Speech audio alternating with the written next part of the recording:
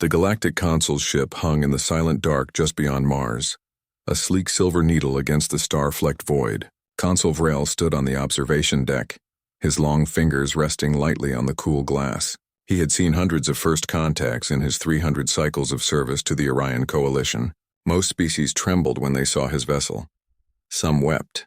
A few fired primitive weapons that fizzled out before they even reached his hull. None had ever ignored him. Earth was different. For 3 full rotations of the planet, Vrel had broadcast the standard greeting in every known language pattern, including mathematical primes and harmonic frequencies. No reply came.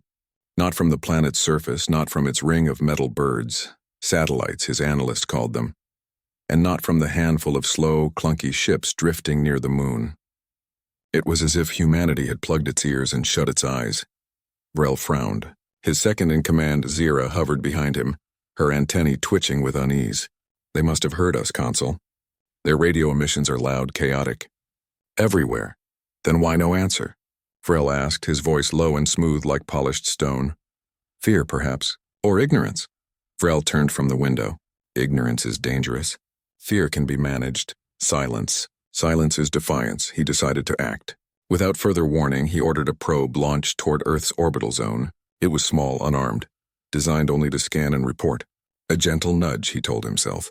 A reminder that the coalition was not to be ignored. The probe shot forward on a silent ion stream, streaking past the asteroid belt and into the inner system. It passed a weather satellite shaped like a spinning top, then a communications array bristling with dishes. None reacted. Vrel allowed himself a small smile. Primitives. Then, without sound or flash, the probe vanished. Not exploded. Not jammed. Simply gone.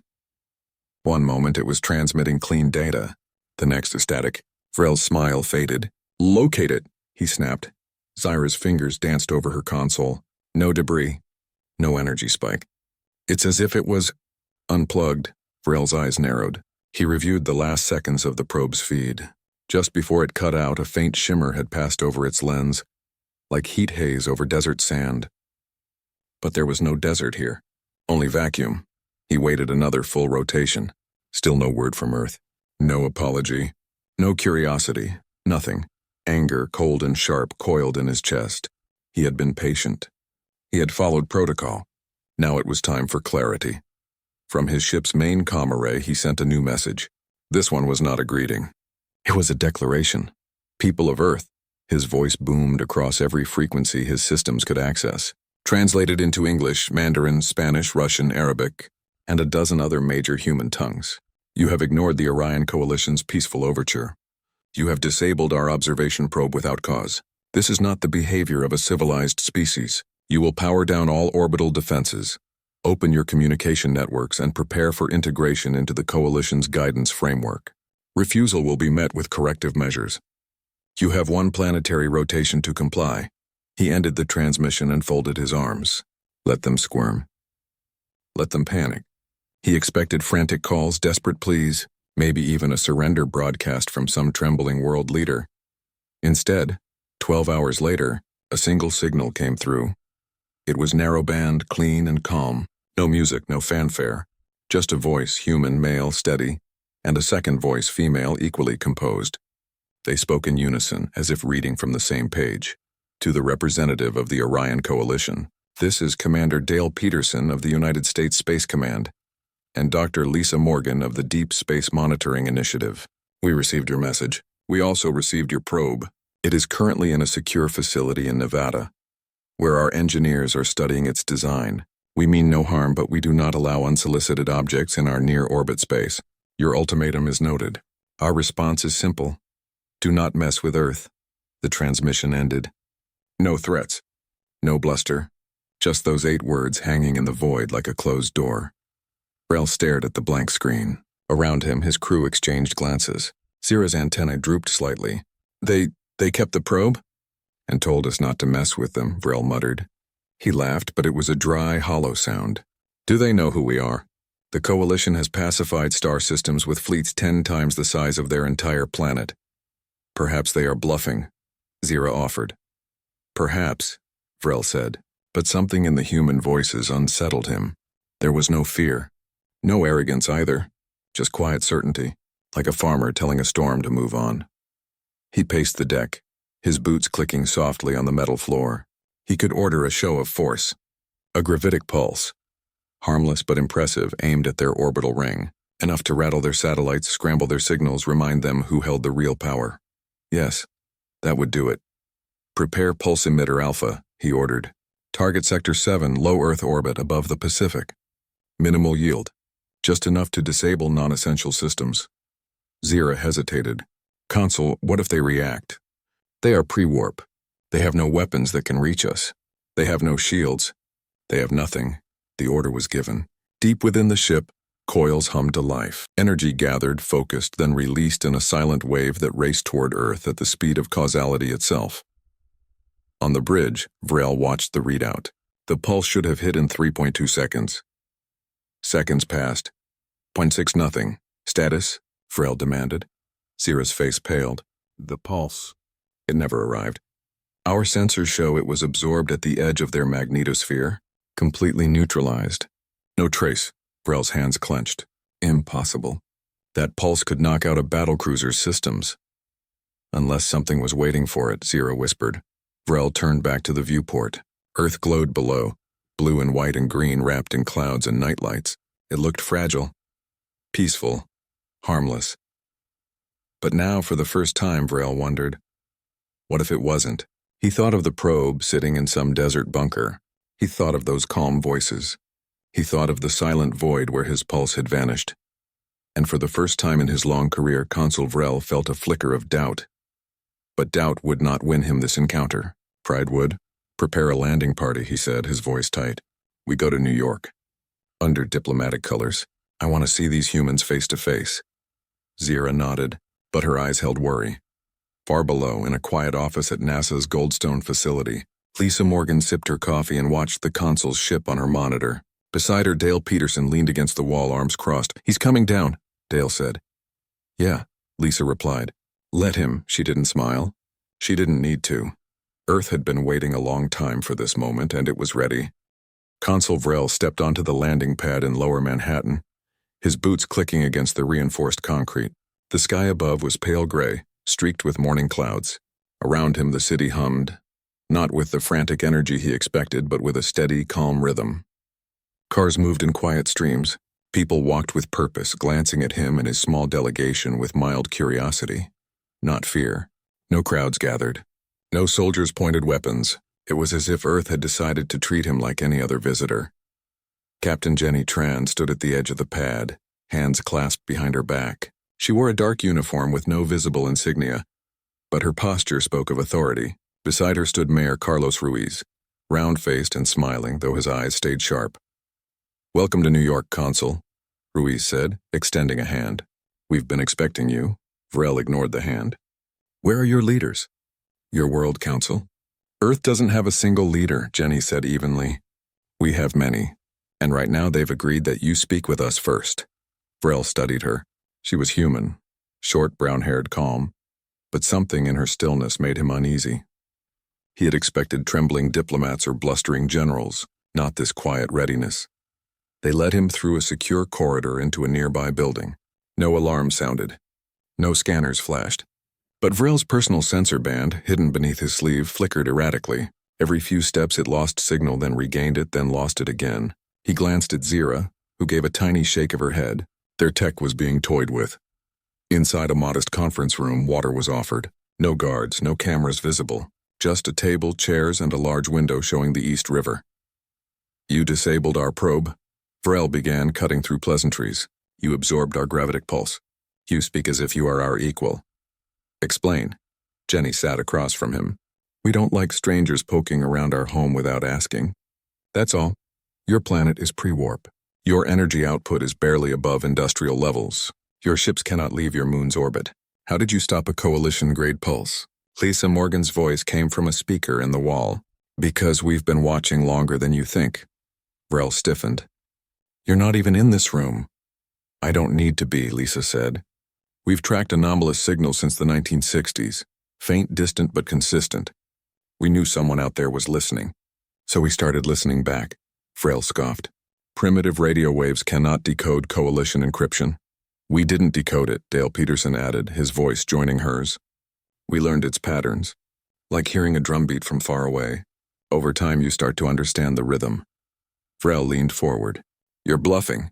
Jenny slid a small device across the table. It looked like a smooth black stone. This is a fragment of your probe's core. We removed it without damaging the rest. We could have melted it down, but we didn't, because we wanted you to know we can take things apart and put them back together. Better. Vrel picked it up. It was warm and humming faintly with a frequency only his species could feel. His own tech, altered, his pride burned. He had come to assess a backwater world. Instead, he was being shown a mirror, and in it he looked foolish. Outside, the city carried on. A ferry crossed the river. A child laughed on a nearby street. Normal life. As if nothing unusual were happening. That unnerved him more than any weapon. Back on his ship, orbiting silently, his science officer reported more oddities. Earth's ionosphere was behaving strangely, shifting, thickening in places, thinning in others like a living shield. Satellite images showed no visible structures, no energy towers, no defense grids, and yet every scan his team ran came back distorted, as if the planet itself was hiding something. Vrel returned to his vessel that evening, escorted by Jenny and 2 quiet agents who said nothing the entire trip. As his shuttle lifted off, he looked down at the glowing sprawl of New York. It looked so small, so fragile, but he remembered the black stone, the vanished pulse, the calm voices. He called Zira to his quarters. Run a full threat assessment. Assume everything they've shown us is the tip of the iceberg. Zira nodded. What if they're just lucky? Luck doesn't disable coalition tech, Vrel said. Preparation does. Meanwhile, deep beneath the rocky hills of Colorado, Ron Ellis adjusted a final cable in a room lit only by soft blue LEDs. Around him, walls pulsed with faint light as data flowed through crystalline conduits grown from modified quartz and human-designed nanites. Beside him, Maya Cole monitored a screen showing real-time feedback from the consul's ship. He's scanning us again, Maya said, more aggressively this time. Let him, Ron replied, wiping grease from his hands. Every ping he sends, we learn more about his systems. Every second he spends trying to see us, we're seeing him clearer. Do you think he'll back down? Ron shook his head. Not yet. He's too proud, but he's starting to doubt. And doubt is the first crack in any invader's armor.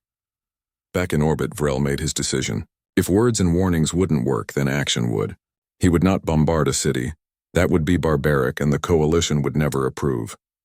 But a demonstration was necessary. Something precise. Something undeniable. He selected a remote atoll in the Pacific, uninhabited, far from shipping lanes. He would fire a micropulse just enough to vaporize a small island, a message carved in fire and steam. The command was entered, the weapon charged, and then, just before firing, a single drone appeared on his hull. It was no bigger than a sparrow, matte black, with no visible propulsion. It clung to the outer plating like a tick. Alarms blared on the bridge. How did it get there? Vrel shouted. It wasn't there a second ago, Zira gasped. It just appeared. Before they could react, the drone transmitted a data burst directly into their main system. No encryption, no warning, just raw information flooding their screens, schematics, weaknesses, failure points in their ship's shielding, in their power core, in their very biology, all labeled in clear, simple English, with timestamps showing when Earth scientists had first identified each flaw. Some entries dated back to the 1990s. Vrel stared at the screen, his breath shallow. This wasn't guesswork. This was decades of quiet study, of patient observation, of preparation so deep it ran through generations. And then a new message appeared, just one line. We could have used this to hurt you. We didn't. Don't make us regret that. The drone detached and vanished into the dark. On the bridge, silence fell. Vrel looked at his crew. They were no longer confident. They were afraid. And for the first time, Vrel understood. Earth wasn't hiding its strength. It was giving him a chance to walk away. But pride is a heavy cloak, and Vrel was not ready to take it off. He would go down again, not to New York this time, to somewhere quieter, somewhere he could test them without an audience. He chose a small town in Kansas, flat, open, seemingly defenseless. What he didn't know was that in that very town, A retired physics teacher named Harold Jenkins had spent 30 years building a backyard array of signal jammers, disguised as windmills and garden sheds, and that every child in the county had been taught, since elementary school, what to do if visitors from the stars ever came calling. Earth had no single army, no central command, but it had millions of eyes, millions of hands, and a stubborn will that had survived ice ages, plagues, and its own worst mistakes. Rail's shuttle descended through the clouds, heading for the quiet fields of Kansas. Below, in a diner on Main Street, a waitress named Betty poured coffee and whispered into her earpiece, "He's coming in low, heading for Sector Delta." Somewhere underground, Ron and Maya exchanged a look. "Time to show him what quiet really means," Ron said, and the planet held its breath. The shuttle touched down in a wheat field just outside Ellis County, Kansas. The air was warm, thick with the smell of dry grass and distant rain. Consul Vrel stepped out alone this time, leaving Zira and the others aboard. He wanted no witnesses if this went poorly. He also wanted no distractions if it went well. The town ahead was small, wooden houses, a single water tower, a diner with a flickering neon sign. No military, no barricades. Just a quiet American town waking up to another ordinary day. A man in overalls stood by a rusted pickup truck watching him. He nodded once, then went back to checking his engine. A woman walked a dog down the gravel road, barely glancing his way. Children rode bikes past the schoolyard laughing. Vrel felt a strange unease. This wasn't fear. It was something worse, indifference. As if his presence meant nothing. He activated his wrist scanner. It should have mapped the area in seconds. Power sources, communication nodes, hidden weapons.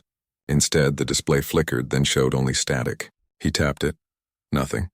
From the diner, a bell jingled. A woman in a blue apron stepped out, holding a steaming cup. She walked toward him, unhurried. "You must be the visitor," she said, offering the cup. "Coffee's fresh." "Black, right?" Vrel stared.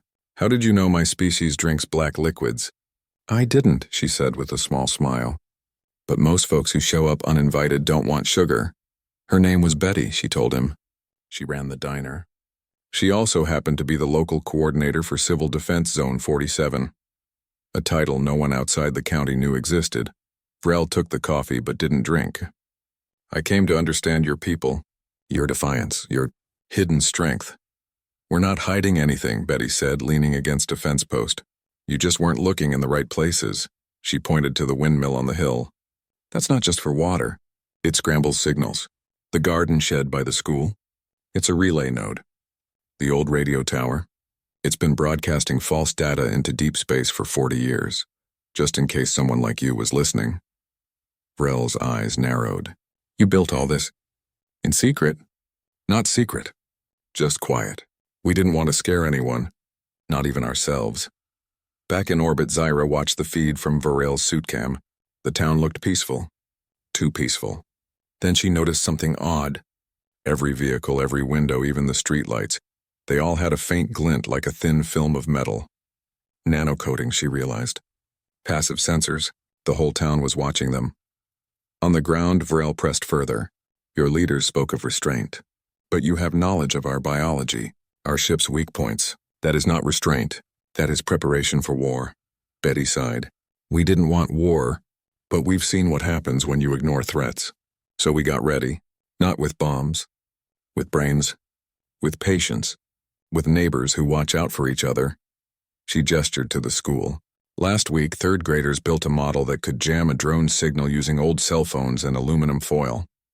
They called it Project Firefly. We filed the patent under a toy company." Vrel felt a chill. This wasn't a military. It was a culture of readiness, woven into everyday life. Suddenly his comm crackled, Zyra's voice tight with alarm. "Consul, we've lost contact with 3 external sensors and—" "There's something on the hull again." Before he could respond, a soft hum filled the air. The wheat around him rippled, not from wind but from a low-frequency pulse. His suit system stuttered. His vision blurred for a second. When it cleared, a man stood 10 feet away, older, gray-haired, wearing a flannel shirt and boots. "Name's Harold," the man said. "I teach physics at the high school. Or I did before I retired. Now I tinker." He held up a small box with dials and wires. "This little thing? It doesn't hurt anyone. It just makes alien tech take a nap for a few minutes. We call it a lullaby. Vrel took a step back. You're all armed? No, Harold said gently. We're all awake. At that moment, deep in Colorado, Ron Ellis gave the final command. Activate Sentinel. Across the planet, hidden systems stirred. Not weapons, not shields. Something quieter, something smarter. In Kansas, the streetlights dimmed, then brightened in a slow pulse. The windmills turned faster. The children's bikes had small emitters built into their frames. They now broadcast a harmonic frequency tuned to disrupt Orion neural implants. Harmless to humans, deeply uncomfortable to Vreel's kind. He winced, pressing a hand to his temple. Stop this. We're not doing anything, Betty said. We're just living. You're the one who came here looking for a fight. Vrel's pride warred with his growing fear. He had expected a capital city, a military base, a clear target. Instead, he found a town where every mailbox, every fence post, every kitchen radio was part of a defense net so seamless it felt like nature itself. He tried to recall his shuttle. No response. Your ride's fine, Harold said, but it's taking a little break. Like I said, lullaby. Vrel looked around. The townspeople hadn't moved closer. They hadn't raised weapons. They just watched. Calmly. Knowingly. And in that moment he understood. Earth's strength wasn't in its weapons. It was in its people. In their ability to prepare without panic, to defend without hatred, to stand together without a single leader shouting orders. Back in orbit, Zyra watched as their ship's long-range sensors suddenly filled with data, not from Earth but from deep space. Old signals. Decades of them. All tagged, analyzed, and filed. They had been studying the galaxy while the galaxy ignored them. On the ground, Vrel's comm beeped. A new message. From Dale and Lisa again. Consul Vrel. You wanted proof. Here it is. We could have blinded your ship the moment you entered the system. We could have fried your navigation with a solar flare. We redirected last Tuesday. We could have made your crew sick with a virus tailored to your DNA. Released through your air recyclers. We didn't, because we don't start fights, but we finish them. The message ended. Betty sipped her coffee. So you gonna leave now? Or do we need to show you how we handle pests in the cornfield? Vrel didn't answer. He looked at the sky, at his silent ship, at the quiet town that had outthought him without firing a shot. He had come to judge a primitive world. Instead, he had walked into a trap made of wisdom, not wires, and for the first time, he felt small. Not because Earth was loud, but because it was so very, very ready. Vrel stood in the Kansas field, the wind tugging at his coat, his mind racing. He had come to test Earth, to prove its weakness, and instead found a strength that did not roar but whispered, and that whisper carried the weight of generations. He looked at Betty, at Harold, at the quiet town that watched him without fear, and he knew threats would not work here. Force would not work. Earth was not a fortress to be stormed. It was a web, and he had walked right into its center. He raised his hand slowly, not in surrender but in acknowledgement. I see now, he said, his voice quieter than before. You were never asleep. You were waiting. Betty nodded. We hoped you'd listen before it came to more. Vrel turned to his shuttle. The hum had faded. The systems flickered back to life. They had let him go, not because they couldn't hold him, but because they chose not to. That was more terrifying than any prison. Back aboard his ship, Zyra rushed to meet him. Consul, are you hurt? No, Vrel said, removing his coat. But I was wrong. Deeply wrong. He called his senior staff to the command chamber. The walls displayed Earth's surface, not as a planet of cities and armies, but as a living network. Every signal, every hidden node, every school project turned into a defense layer. They had been mapping it all night, and the picture was clear. Earth had no single point of failure. Disable one system and 3 others took its place. Attack one city and 1,000 towns would respond. How? Zyra asked. How did they build this without us noticing? Because they didn't build it like we would, Vrel said. They didn't pour resources into war machines. They wove defense into daily life, into education, into farming, into coffee shops. They made readiness ordinary. He sat heavily in his chair. And they knew about us long before we knew about them. Meanwhile, in a secure bunker beneath the Rocky Mountains, Ron Ellis and Maya Cole reviewed the data from the consul's visit. Every word he'd spoken, every scan his suit had tried to run, every micro-expression caught by hidden lenses in the wheat field, All of it fed into Project Sentinel's growing understanding of the Orion Coalition. He's shaken, Maya said, but not broken. Pride like that doesn't vanish overnight. Then we give him one last lesson, Ron replied. Not with fear, with truth. They sent a new transmission, not to his ship, but directly to his personal comm, using a frequency his species used only for family messages. It was a breach so deep it should have been impossible.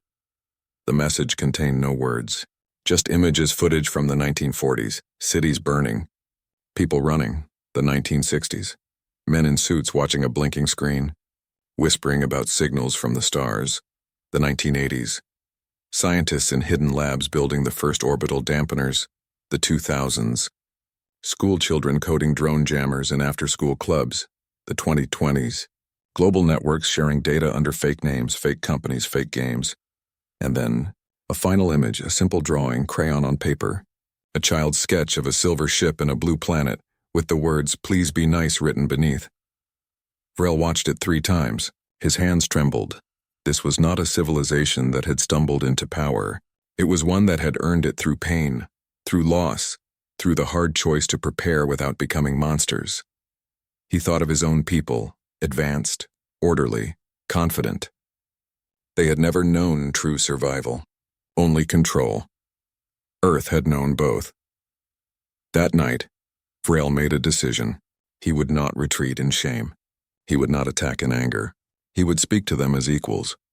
He requested a formal meeting, not in a city, not in a capital, but in a neutral place. The International Peace Park on the US-Canada border.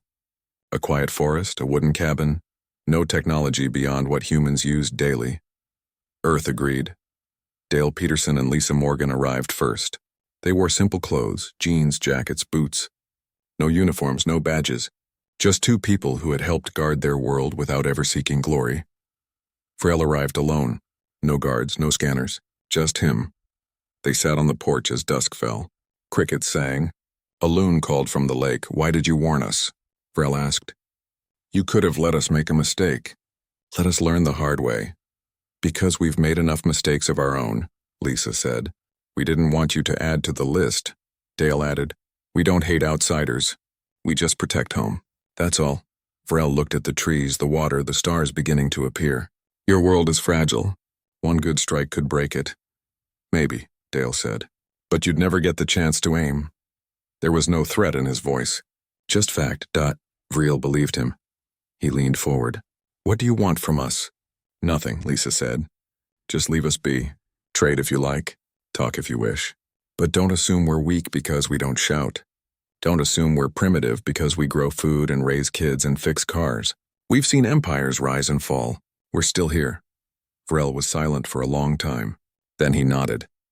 "I will report to the Coalition that Earth is not to be disturbed." "Good," Dale said.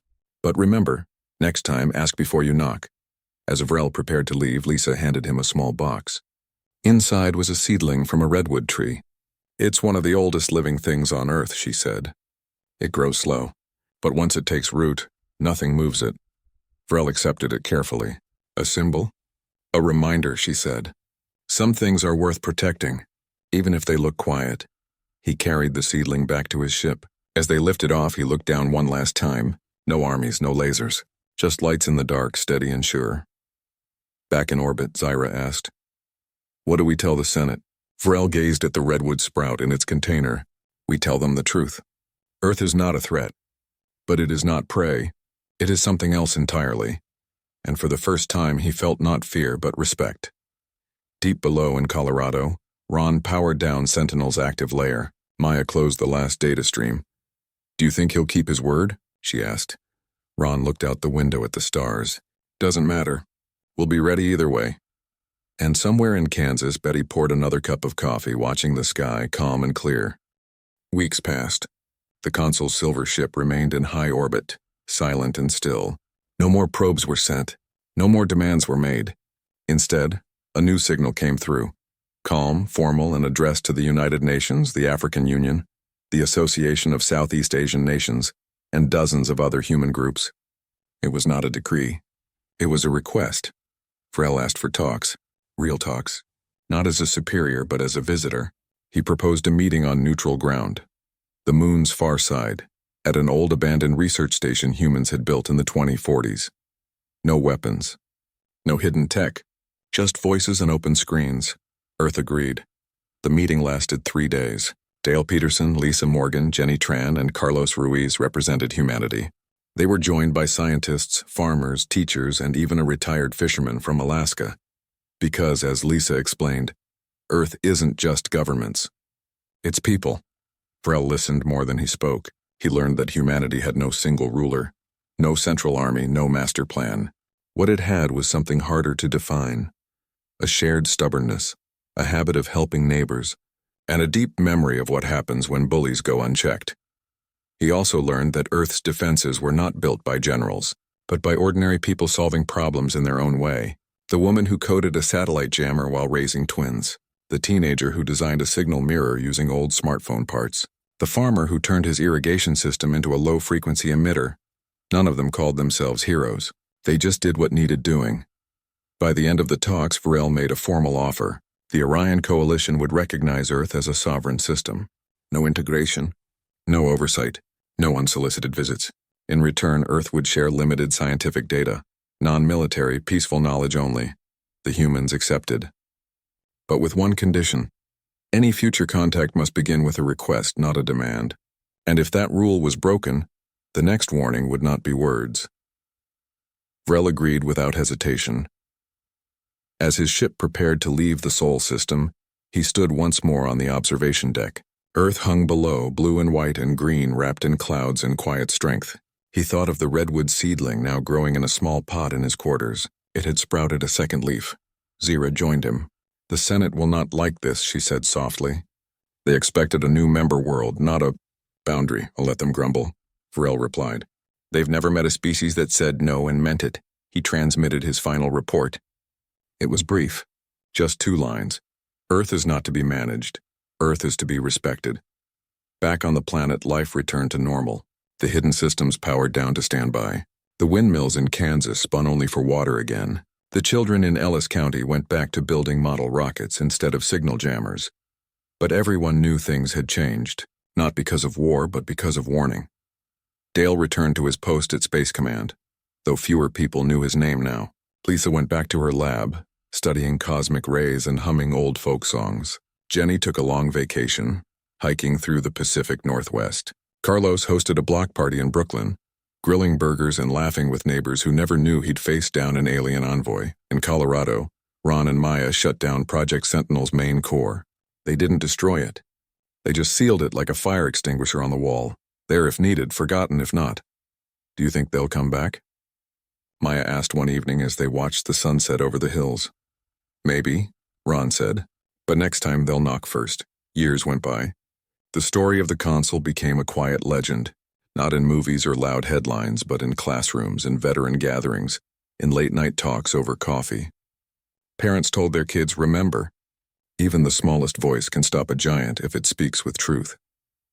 In the Galactic Senate, far beyond the Orion Arm, new diplomats were trained with a single rule added to their handbook: never assume silence means weakness. And whenever a young envoy scoffed at the idea of a pre-warp species being dangerous, an elder would lean in and say, "Go read the Earth file, then sleep with the lights on." Back on Earth, the redwood seedling Vrel had taken grew slowly in a greenhouse aboard his ship. It became a symbol among his people, a reminder that some roots run too deep to be pulled. And on a quiet street in Kansas, Betty still ran her diner. Every morning she poured coffee for farmers, truckers, and school teachers. Sometimes, when the sky was clear, she'd look up and smile, not because she missed the excitement, but because peace, hard-earned and carefully kept, was the sweetest thing of all. One day, a new signal appeared in deep space. Faint. Unknown. Not from the Coalition. NASA picked it up. So did a ham radio operator in Maine, a student in Nairobi, a retired engineer in Tokyo. Within hours, quiet networks hummed back to life, not with fear, but with readiness. Because Earth had learned its lesson long ago. You don't need to shout to be strong. You just need to be ready. And if someone ever forgot that, well, they get a warning just like the Consul did.